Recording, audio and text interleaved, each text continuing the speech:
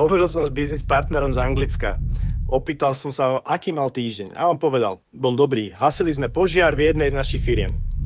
A tuto príde. Väčšina ľudí by povedala katastrofa, stres, problémy, zás niečo sa pokazilo.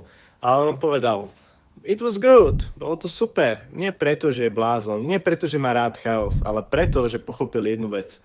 Problémy sú súčasť hry. A keď si hráč, nelutuješ, že je hra ťažká. A tu je ten rozdiel medzi víťazmi a porazenými. Slabý človek vidí problémy ako trest. Silný človek vidí problémy ako tréning.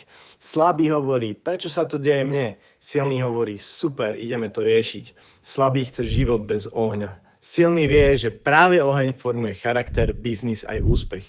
Je to uhol pohľadu. Keď si obeť, každý požiar ťa zničí. Keď si hráč, každý požiar ťa posilní. A teraz pointa.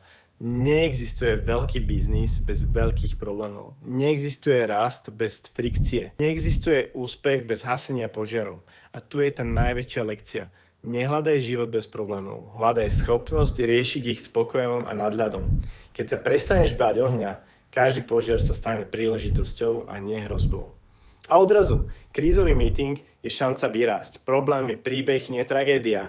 Firefighting je víťazná stratégia, nevyčerpanie. Lebo keď vieš hasiť požiare, prežiješ všetko. A keď prežiješ všetko, nemáš konkurenciu. Takže jedna otázka pre dnešok do tvojho mindsetu. Keď život horí, panikáriš alebo nachádzaš smer? Lebo problém nie je oheň, problém je strach z ohňa. Držím ti v tom palce.